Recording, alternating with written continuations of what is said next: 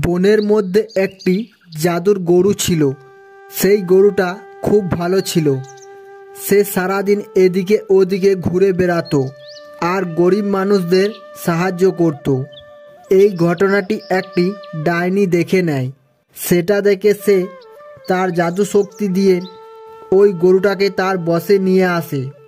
তারপর বলে, তোর সামনে যে আসবে তুই তাকে তোর শক্তি দিয়ে পাথর বানিয়ে দিবি।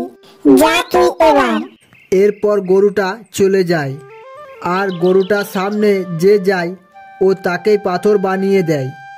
এইভাবে চলতে চলতে এই ঘটনাটি একদিন টুনি পাখির চোখে পড়ে।